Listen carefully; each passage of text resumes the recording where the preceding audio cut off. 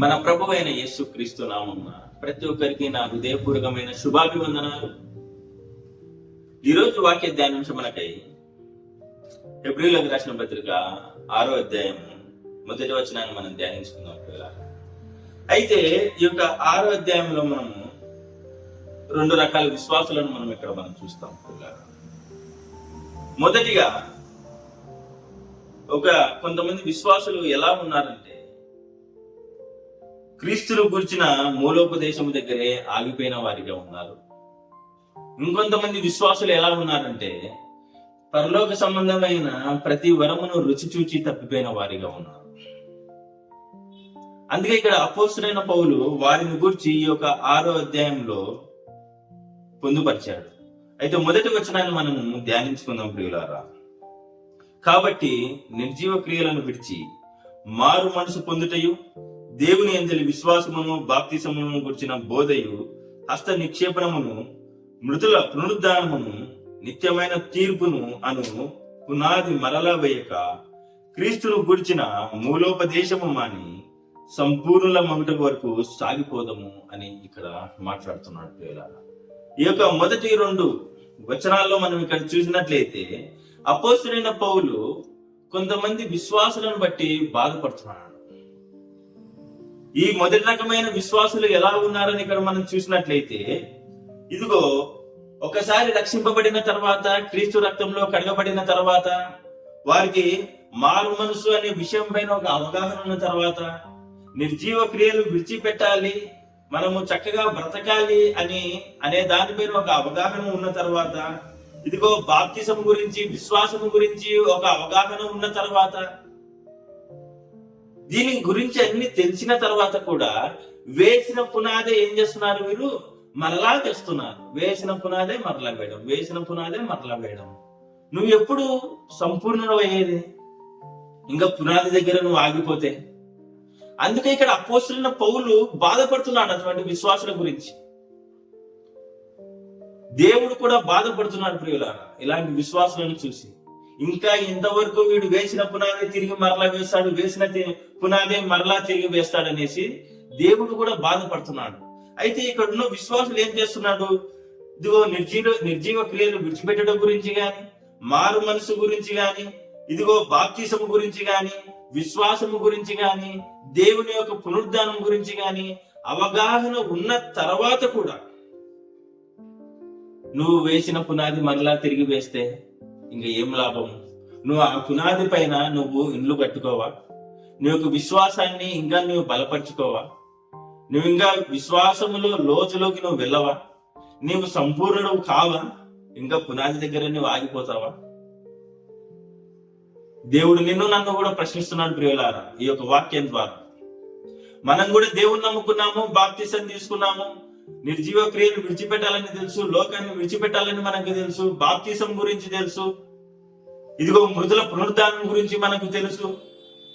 అన్ని తెలిసిన తర్వాత కూడా, ఆ యొక్క అవగాహన ఉన్న తర్వాత కూడా నువ్వు అక్కడే ఆగిపోతే, వేసిన పునాది దగ్గర నువ్వు ఉండిపోతే, లేదంటే వేసిన పునాది నువ్వు మరలా తిరిగి వేస్తే నువ్వు ఎదిగేది? ఎప్పుడు నువ్వు ఇల్లు కట్టుకునేది ఆ పునాది పైన?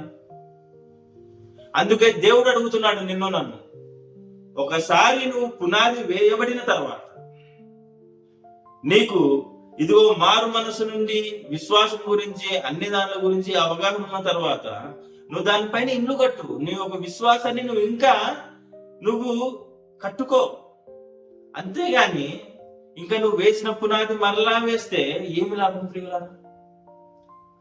అందుకే ఇక్కడ అంటున్నాడు అన్నమాట, వేసిన పునాది మరలా వేయక క్రీస్తును గూర్చిన మూలోపదేశము మాని సంపూర్ణ మగుటకు సాగిపోదాము అంటున్నాడు ఇక్కడ అపోస్తలుడైన పౌలు. మనం సాగిపోదామా? సంపూర్ణ మగుటకు మనము సాగిపోదామా? అయితే మనము వెళ్ళాలి ప్రియులారా. విశ్వాసులైన మనము ఎక్కడ వేసిన గొంగలి అక్కడే ఉండకూడదు కదా. ఎక్కడ వేసిన గొంగలి అక్కడే ఉండకూడదు. మనం రూపాంతరం చెందాలి. ఎలా రూపాంతరం చెందాలి అని అంటే, ఇదిగో మనము క్రీస్తు యొక్క స్వరూపంలోకి మనం రావాలి. గొంగలి పురుగు ఇదిగో సీతాకోక చిలుకగా మారినట్లు ఇదిగో మనం కూడా క్రీస్తు యొక్క స్వరూపంలోకి మనం రావాలి ప్రియులారా. ఆయన యొక్క గుణగణాలు మనలో జీర్ణించుకోవాలి. మన యొక్క ప్రతి అవయమును మనం సరి చేసుకోవాలి. ఎందుకంటే క్రీస్తు మన శిరస్సు. క్రీస్తు మన శిరస్సే ఉండి మన అవయములు సరిగ్గా లేకపోతే ఏమి లాభము? వేసిన పునాది దగ్గరే ఉండిపోతే ఏమి లాభము? నీ యొక్క విశ్వాసం అనే ఇల్లు నీవు కట్టుకోవా? దేవుడు నిన్ను నన్ను ప్రశ్నిస్తున్నాడు ప్రియులారా. విశ్వాసులైన మీరు ప్రతి ఒక్కరూ ఆలోచించుకోవాల్సిన విషయం ఇది. అయితే సంపూర్ణ మగుట వరకు మనం ఆయనలో వెళ్ళాలి. అంత విశ్వాసాన్ని మనం సంపాదించుకోవాలి ప్రియులారా. ఒకప్పుడు మన అవయములు దుర్నీతి సాధనములు, ఇప్పుడు మన యొక్క అవయములు ఏంటి? ఇదిగో నీతి సాధనములు. ఇదిగో మనము ప్రభువులో లేకముందు మనం పాపంలో ఉన్నప్పుడు మన యొక్క అవయములు దుర్నీతి సాధనలతో పోల్చబడినవి. రోమీయులకు రాసిన పత్రిక 6వ అధ్యాయం. అయితే ఇప్పుడు మన అవయములు ఏంటి? ఇదిగో మన యొక్క అవయములు నీతి సాధనములు. ఇదిగో మనం సాధకం చేస్తున్నాము మనం ప్రభువులో. అయితే ఇక్కడ అపోస్తలుడైన పౌలు నిన్ను నన్ను ఈ యొక్క వాక్యం ద్వారా దేవుడు ప్రశ్నిస్తున్నాడు ప్రియులా. వేసిన పునాదే మరలా వెయ్యక క్రీస్తు గూర్చిన మూలోపదేశమును మాని సంపూర్ణులగుటకు పరిగెత్తు నీవు. అయితే అలా అయితే ఇంకొక రకమైన విశ్వాసం ఇక్కడ మనకు కనపడుతున్నాడు ప్రియులారా. ఇదిగో ఆ యొక్క 4వ వచనంలో మనం చూసినట్లయితే, హెబ్రీయులకు రాసిన పత్రిక 6వ అధ్యాయం 4వ వచనంలో మనం చూసినట్లయితే, అతడు వెలిగింపబడి పరలోక సంబంధమైన ప్రతి వరమును రుచి చూచినాడు, పరిశుద్ధాత్మలో పాలివారే ఉన్నాడు. అంత ఉన్న తర్వాత దేవుని దివ్య వాక్యమును రాబోవు యుగ సంబంధమైన శక్తుల ప్రభావమును కూడా అనుభవించిన తర్వాత తప్పిపోయినవారు. ఎంతమంది విశ్వాసులు లేరు అలాగా? అంటే నువ్వు ఐహిక విచారం చేత నువ్వు తప్పిపోయావా? లేదంటే దేని వల్ల నువ్వు తప్పిపోయావు? ఐహిక విచారములు శాశ్వతమైనవా? ఈ యొక్క లోకము శాశ్వతమైనదా? ముందుగా కాబట్టి ఈ యొక్క లోక శాశ్వతం కాదు, ఈ యొక్క ఐహిక విచారాలు శాశ్వతం కాదు. నీవు పరలోక సంబంధమైన ప్రతి వరమును నువ్వు రుచి చూచిన వాడవే, నువ్వు తప్పిపోతే ఎలా? అలాంటి వారిని గురించి కూడా ఇక్కడ అపోస్తలుడైన పౌలు బాధపడుతున్నాడు ప్రియులారా. దేవుడు కూడా బాధపడుతున్నాడు. అయితే అట్లాంటి వాని గురించి ఆ యొక్క 2వ రక విశ్వాసం కలిగిన ఆ యొక్క విశ్వాసి గురించి ఇక్కడ అపోస్తలుడైన పౌలు ఏమంటున్నాడంటే, గనుక మారు మనసు పొందినట్టు అట్టి వారిని మరలా నూతన పరచుట అసాధ్యము అంటున్నాడు. అసాధ్యం. ఎందుకంటే అన్ని రకాలుగా దేవునికి సంబంధించిన ప్రతి వరాన్ని అనుభవించిన వాడు తప్పిపోతే ఇంకా వాడు మళ్ళీ తిరిగి వస్తాడా అంటే అది అసాధ్యము అంటున్నాడు కదా. అయితే ప్రియులారా, దేవునికి అసాధ్యమైనది ఏది లేదు. మనము దేవుళ్ళు అడగాల, పశ్చాత్తాపపడాలా. నీవు ఈ యొక్క జీవ గ్రంథంలో ఉన్న ప్రతి మాటను నీవు అనుభవించాలి ప్రియులారా. కాబట్టి వాక్యం వింటున్న ప్రియులారా, మనము సంపూర్ణమగుటకు మనము పరిగెడతాం. ఎలా అంటున్నాడంటే ఇక్కడ 11వ వచనం మనం చూసినట్లయితే మీరు మందులు కాక విశ్వాసము చేతను ఓర్పు చేతను వాగ్దానములను స్వతంత్రించుకుని వారిని పోలి నడుచుకున్నట్లుగా మీలో ప్రతి వాడును మీ నిరీక్షణ పరిపూర్ణమగు నిమిత్తము మీరిదివరకు కనపరిచిన ఆసక్తిని తుదమట్టుకు కనపరచవలనని ఆక్షేపించుచున్నాను అనే మాటను ఇక్కడ మాట్లాడుతున్నాడు ప్రియులారా. ఎలా అంట? మనము మందులు కాక విశ్వాసము చేతను ఓర్పు చేతను వాగ్దానములను స్వతంత్రించుకున్న వారిని పోలి మనం నడుచుకున్నాము. అయితే ఇక్కడ మనము చూసుకున్నాం ప్రియులారా, మన పితరులైన అబ్రహామును కింది వచనాలు ఇక్కడ మనకు రాయబడినట్టుగా ఇక్కడ మనం చూస్తున్నాము కదా. అయితే అబ్రహాముకు దేవుడు వాగ్దానం ఇస్తాడు. వాగ్దానం ఇచ్చిన తర్వాత అది ఎమ్మడే జరిగిందంటే అది అందరికీ తెలిసిన విషయమే. అది ఆ యొక్క వాగ్దానం త్వరగా నెరవేరలేదు.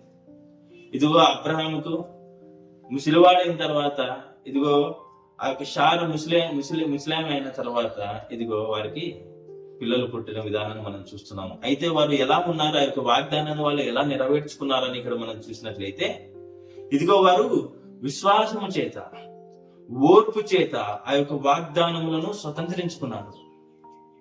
అయితే విశ్వాసమైన నువ్వు నేను కూడా మన యొక్క వాగ్దానములను మనం స్వతంత్రించుకోవాలంటే మనలో ఏమి కావాలా? ఇదిగో విశ్వాసము, ఓర్పు కావాలి.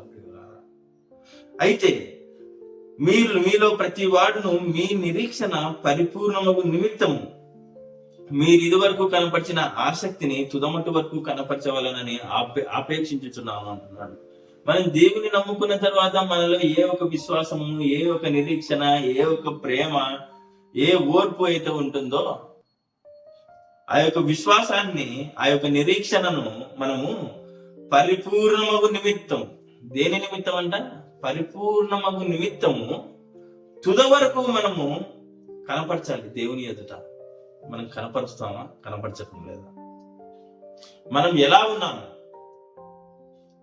అయితే అలాంటి వారి గురించి ఇక్కడ అపోస్తలుడైన పౌలు మాట్లాడుతున్నాడు ప్రియులారా. ఈ యొక్క మాటలు మన కొరకే. అయితే ఎఫీసులకు రాసిన పత్రిక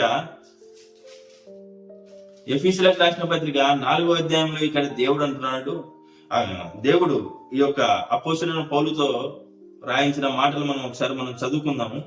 ఎఫీసులకు రాసిన పత్రిక 4వ అధ్యాయము 11వ వచనాన్ని మనము ధ్యానించినట్లయితే, మనమందరము విశ్వాస విషయంలోను దేవుని కుమారుని గురించిన జ్ఞాన విషయంలోను ఏకత్వం పొంది సంపూర్ణ పురుషుల మగు వరకు, అనగా క్రీస్తునకు కలిగిన సంపూర్ణతకు సమానమైన సంపూర్ణత కలవారు మగు వరకు ఆయన ఇలాగ నియమించెను అనే మాటను మనం చూస్తున్నాం ప్రియులారా.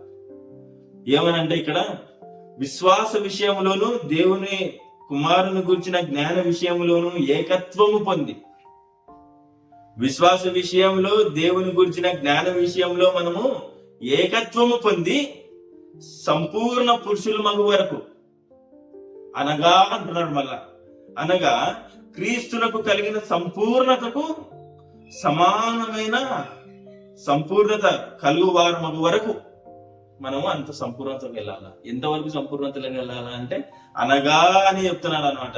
క్రీస్తునకు కలిగిన సంపూర్ణతకు సమానమైన సంపూర్ణత కలవారు మగు వరకు అనే మాట చెప్తున్నాడు. క్రీస్తునకు కలిగిన సంపూర్ణత మనం పొందేంత వరకు మనం సంపూర్ణతలోకి వెళ్ళాలి. అప్పుడు అది ఫుల్ఫిల్ కదా. కాబట్టి అటువంటి సంపూర్ణత మనకు కావాలి. అందుకే ఇక్కడ అపోస్తలుడైన పౌలు హెబ్రీయులకు రాసిన పత్రిక 6వ అధ్యాయము 2వ వచనం చివరిలో అంటాడు, సంపూర్ణమగుటకు మనము సాగిపోతాం. ఎంతవరకు సాగిపోతాం? మనము క్రీస్తునకు కలిగిన స్వారూప్యము మనలో వచ్చేంత వరకు మనం సాగిపోతాం. అయితే ప్రియులారా, ఆ యొక్క సంపూర్ణతలోకి మనం వెళ్ళాలి ప్రియులారా. అయితే దేవుడు నీతో నాతో మాట్లాడుతున్నాడు. మనం సంపూర్ణల మీద కరెక్టే, కానీ మనం మొదటిగా ఏం మాట మాట్లాడుకున్నామో ఒకసారి మనం జ్ఞాపకం చేసుకున్నాము.